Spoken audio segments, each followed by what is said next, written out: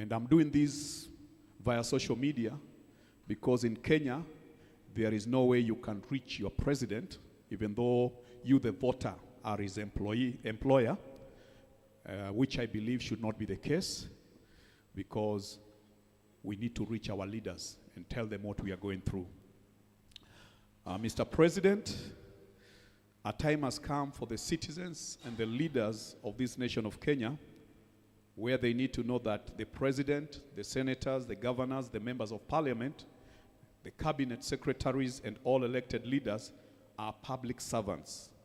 And they ought to know that they are there to serve the citizens and to listen to them. And that is why we elect them every 5 years. And that's why they are also called civil servants.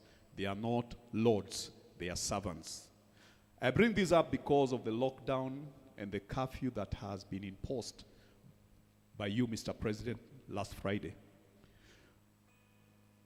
Your Excellency, the people of this country have suffered a lot since this pandemic came to this nation last year.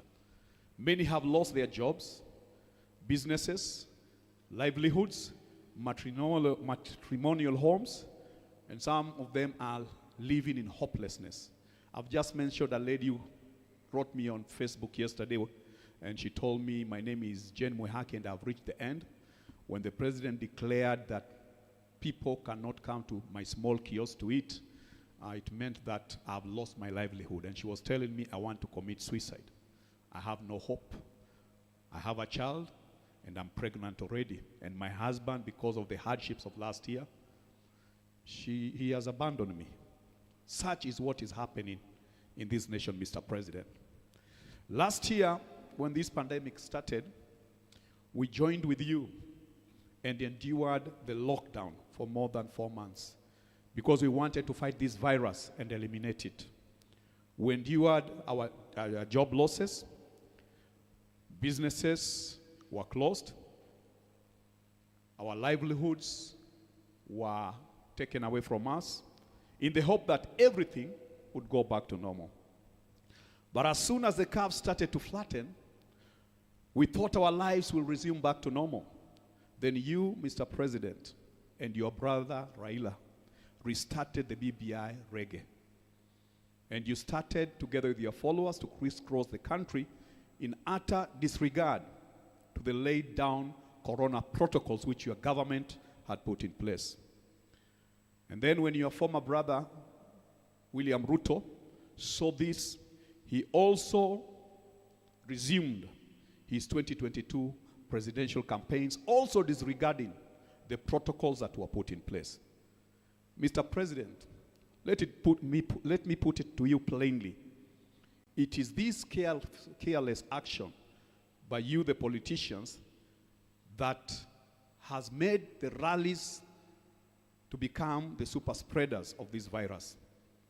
And this can be confirmed by the number of politicians that have contracted the virus, such as Honorable Raila and others who have even succumbed to it and died. Mr. President, you and your fellow politicians are to blame for this devastating third wave, and the buck stops with you. Unfortunately, it is we, the common mwananchi, who have to carry the brunt and suffer the consequences because of what you and your fellow politicians have done. And we do this while you continue living your lavish lifestyles, thanks to the taxes we continue to pay even as we lose our source of income.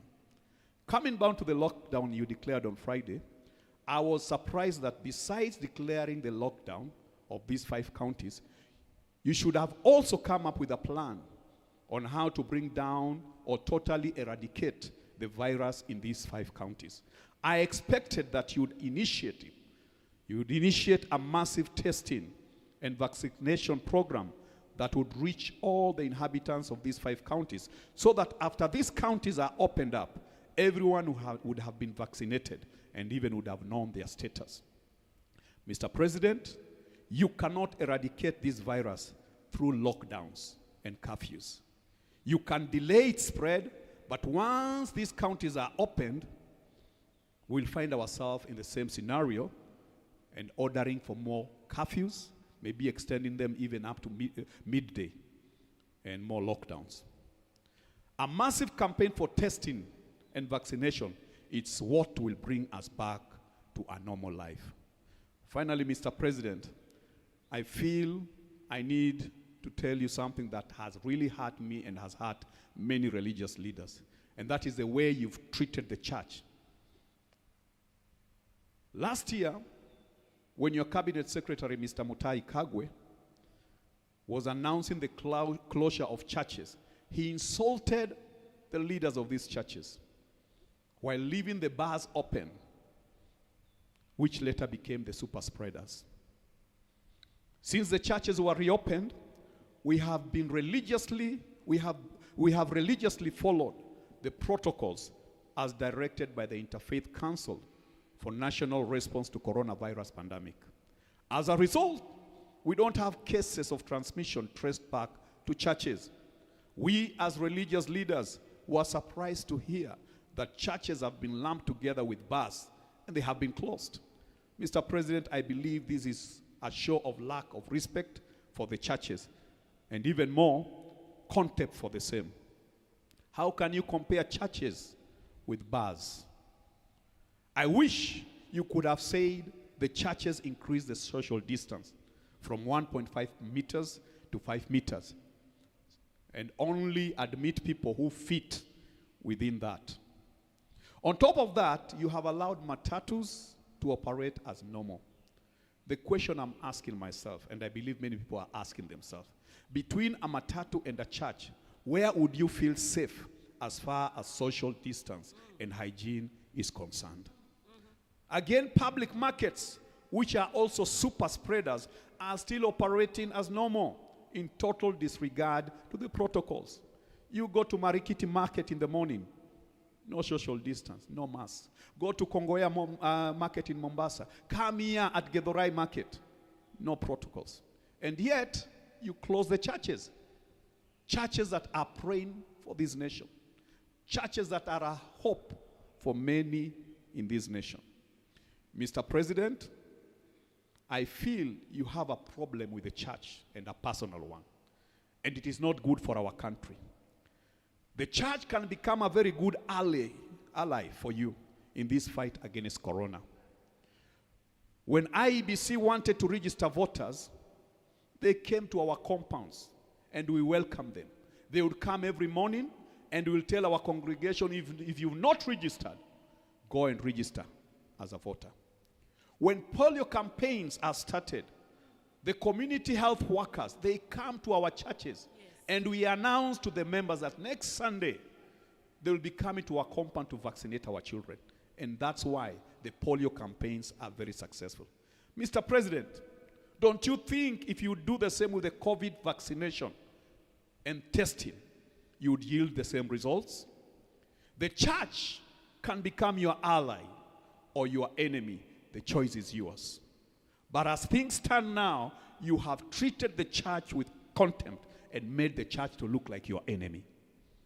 Remember, when people are losing their jobs and businesses and livelihoods, they run to the churches which you have closed for prayers, counsel, and help. Now that people are losing all that, where will they go?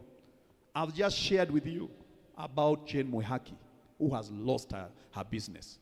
She called me. I had to help her with some little money. And there are many like that. A friend of mine called me from town yesterday.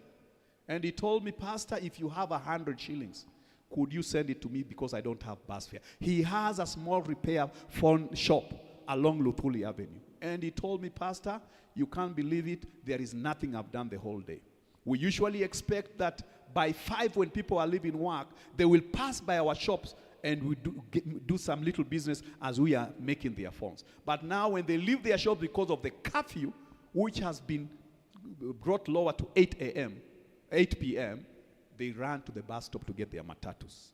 And he told me, Pastor, if you're able to give me 500, I'll appreciate because I don't have food in my family. Mr. President, your citizens are suffering and they cannot talk to you the way they are talking to me. The church is their only hope. So I pray you will reconsider what you've done to the church. Know that the church can help fight this pandemic.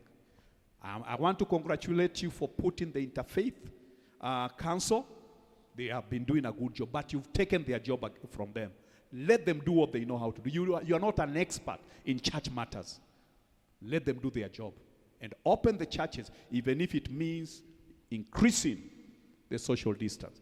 And I want to assure you, when you come to my church in Pefa, Kahawa West, you will find that we have obeyed all the protocols. We have a temperature measurement gun.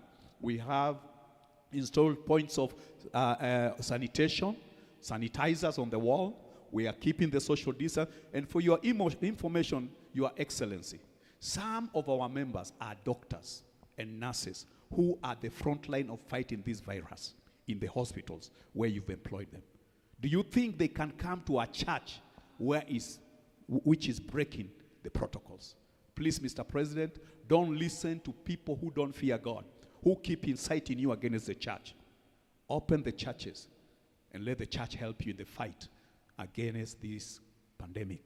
And once again, put in place a plan of making sure when the counties are open, the 5 counties, we'll have eradicated the virus from this county. And the plan is very simple.